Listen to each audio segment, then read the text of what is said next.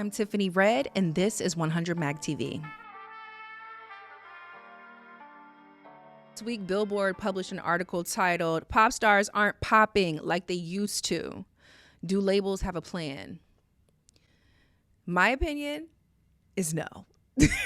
I think that labels have gotten so dependent on social media and artists that go viral that they have forgotten how to develop artists. They have forgotten how to really scout for talent. They have forgotten how to have patience while you develop an artist. They just want you to come in and be ready. And the thing is just because somebody went viral doesn't mean they're ready. That doesn't mean they have staying power. That doesn't mean that they're developed as an artist. That doesn't mean that they interview well. That doesn't mean any of that. All it means is that they successfully went viral on the internet. And I can tell you guys, as being a content creator and going viral a few times, that going viral is like hitting the lottery. You don't know what's going to go. You just keep feeding the beast, you keep feeding the machine, and eventually something hits. That doesn't mean that because you got good at that you're good at all these other things. So I think that if the record companies were willing to spend a little bit more money, if record companies were willing to do a little bit more work when it comes to the relationship with artists and developing their talent and bringing it to the masses and helping build out the artist and their brand beyond just whatever viral moment got them excited. Pop stars take a village. Pop stars have a lot of people behind them. They have choreographers, they have stylists and makeup artists and writers and producers and A&Rs and a bunch of stuff. And it's a thing that you keep going and you keep going, you keep going until something works. Where I feel like record companies now, they are not willing to fail, and failure is part of success, right? So the moment that they put out one record and it doesn't work, they're either ready to move on from a record really fast, or they don't want to spend any more money and they don't want to give the artist any more attention. And that's not how you build anything. Building stuff that's successful takes time, and it takes intention, it takes patience, it takes passion, it takes vision. And unfortunately, visionaries are not there aren't enough of them in the business that are empowered. I think that there's a bunch of people who are visionaries in the music business, but you can only do but so much when you only have but so much power, when you only have but so much access. I'm sure that there are plenty of executives who discover artists on a regular that they want to sign, but that they can't sign because they don't have a big enough following, or the numbers they didn't pass 1 million streams. I remember when I pursued a record deal, maybe in 2018. And I remember one of the first meetings that I had with this executive, he asked me to see my analytics on my social media. And at that point, my analytics on my social media were really light in the ass. It wasn't, I hadn't figured out content creation yet. I was still focused on the music, and the music was so good. It just was so good. And, I expressed to the executive how hard I was willing to work, all the things that I wanted to do. But at the end of the day, the reason why I wasn't able to get the deal was because I wasn't lit online. That was it. Not because I'm not a good singer, not because I'm not a good songwriter, I don't have the records or all that other shit. It was nah, she's, she don't got nothing going on online. Now, if you looked at those numbers now, it's a different story. But, that's not being an artist. That's being a content creator. What I'm doing right now is creating content. This is not being an artist. This is being a podcaster, a producer. I'm the one who sets up the mic, who set up the backdrop, who edits the video, who does all the production stuff. I wear so many hats. That is not being an artist. That is being an entrepreneur. That is being that's doing a whole lot of other things. And so I think that until record companies are able to, are willing to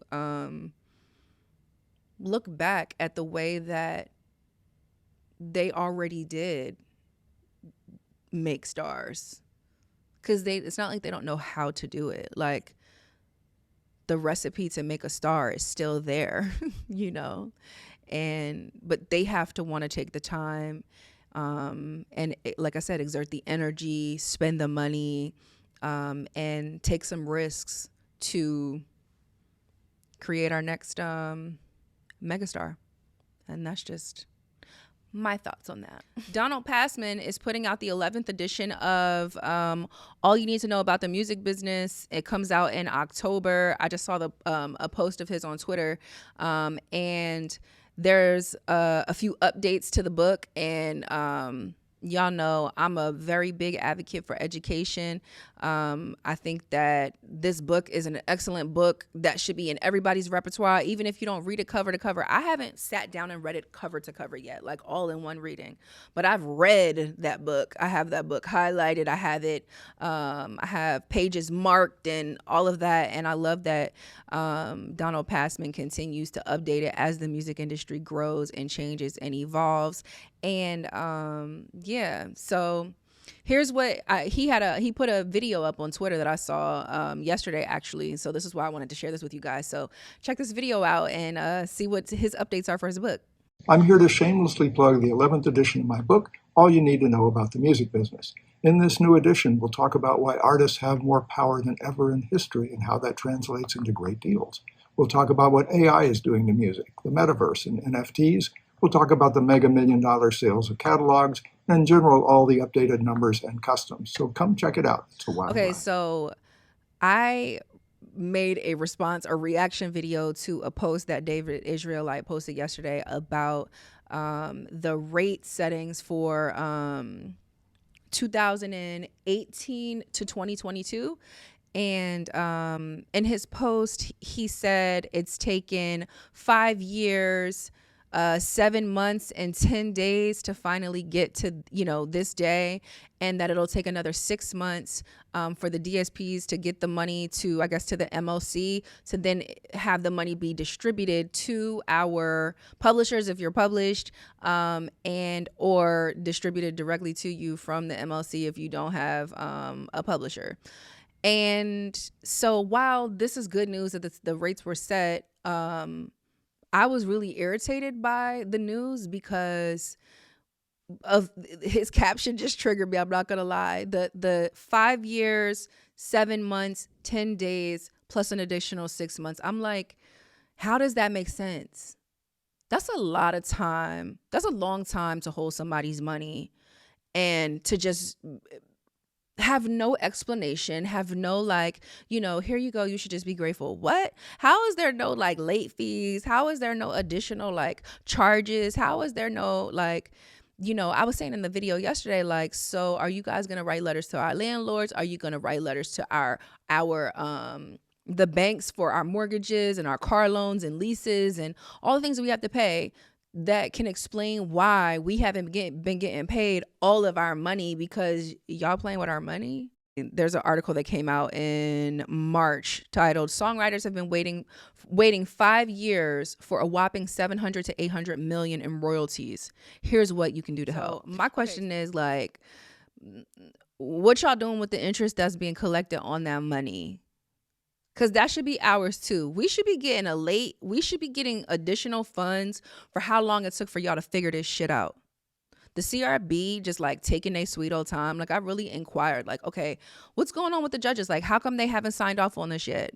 Because they haven't. There hasn't been an answer. There's no accountability. There's no checks and balances between the creatives and the government who's supposed to be fighting for us. We have a copyright that essentially has no rights for us. It's so enraging. What is the point of having the Copyright Royalty Board if they're gonna allow us to be paid like shit, That's first of all. Like, I can't even understand how y'all can sit in that room and listen to the record companies make their argument about why they should make the lion's share of the pie, and the people behind the music shouldn't make that much money.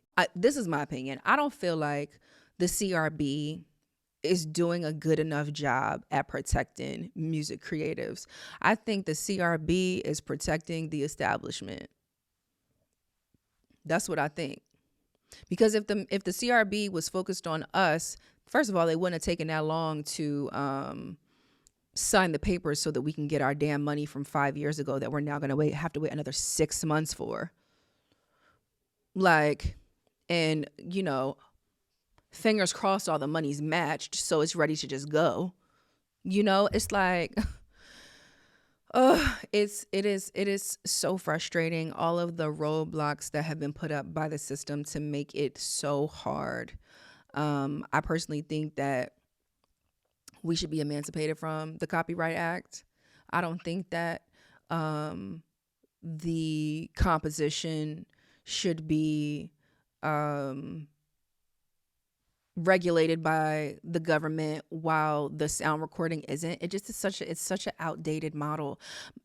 Mickey Shiloh, she posted something on Instagram. She said, what if there was just one copyright for a song and whoever owned a piece was paid out the same percentage for every usage? That just makes too much sense, doesn't it? That there would be one pie. There wouldn't be a pie and one part of it be the sound recording and the other part be the composition, and one part carries, like I said, all the rights, the power, and everything, because it's in a free market. And not beyond it being in a free market, the record companies have a lot of power and money and weight, and so they throw their weight around. And so I feel like I don't understand how the CRB, I don't understand how anybody at this point in the industry that's in the room having these kind of conversations can look away and act like they don't see how much of a conflict of interest it is to have our publishers be under the same umbrella as the record company that's fucking us over. How could our publisher ever properly advocate for our best interest if they also have interest in the artists and the record companies and the people that are fucking us over? I talked to so many writers that have not been able to get their publisher to fight for them about somebody stealing from them because the person who stole from them is also signed there, but they're like an artist, so they're a big deal. So it's like, we're not going to back you up on fighting this. That's called a conflict of interest. That's what that is. Publishing companies could try to act like they're not owned by, operated by, everything. It's given, bro, you're in the same building. Nah, we're not the same. How are you not the same? But all y'all badges say the same thing. All your emails are signed by have the same thing. The logos are the same thing. Y'all go to the same Christmas parties. You go to the same brunches. How is it not the same thing? It's foolish. But beyond it being foolish, how could the CRB be in the interest of the creator and watch all of this conflict of interest happen and do nothing to protect us? Instead, they take 6 years to get our money. That's what they're doing. They're allowing things to drag out when we are actively crying out and saying, we can't pay our bills off this little money. So many people are turning their head and allowing for, like, this will be one of those moments for some of you, like when it's like, what part of history were you, what side of history were you on? Whoo, a lot of y'all are on the wrong side. A lot of y'all are on the wrong side. And obviously I've made it my mission to do something about it because it's bullshit. big ass monopoly in it, and they're all just like, it's not true. What? Stop. You're full of shit. So Tory Lanez was sentenced to 10 years for shooting Megan Thee Stallion. The conversation online is a very diverse one, as it's always been, because for whatever reason, so many people don't believe black women. It is I mean, I'm laughing because it's, what else can you do outside of laugh at how foolish it is? Can't even waste any more energy fighting and yelling at people and getting upset at it anymore. It's like so many people are just programmed, trained to just not believe. It's fucking crazy. But guess what? Maybe you'll think twice about pulling a gun out and shooting at somebody, though. Maybe Tory Lanez will put a lot of people on notice that, you know, look, it was the perfect storm. Who was it? I think it was Sean King that was like, hold on, let me pull up Sean King's post. I've worked in jails and prisons since I was 22 years old. I hate the American justice system. Most of you know this about me. With that said, if you shoot a woman anywhere on her body, particularly in Los Angeles, with an illegally owned gun, when you aren't an American citizen, you're going to prison 100% of the time. No matter the details or victim, it's a go straight to jail card. And anybody hating on Megan over this is gross. You are asking too much of anybody to have a man shoot them and just pretend it never happened. You wouldn't do that for yourself, and you damn sure wouldn't do that for your mother or your wife or your sister or your daughter if anyone shot her. That's my 2 cents on that. I echo his sentiments. Listen, you do shit, you get shit. Period. That's that on that. So if you haven't already, please like, share, and subscribe. I am on a mission to grow our YouTube, grow our presence. I have a dream of being this big multimedia company that covers music business, news, that covers pop culture news, that clearly gives you some of the hot takes. I want to take my all the things that I know, the things that I'm privy to in my advocacy work, the things that I speak about on my social media platform, and bring it to the pod and make it a bit more shiny and turn it into a full-on show. So please come with me, please support me, and help me build this space for us. I want to do interviews, I want to break music, I want to break stories, and I can't do that without y'all support. So thank you for tuning into another episode of 100 Mag TV. I love y'all. I appreciate y'all so much. I will see y'all next week. Bye.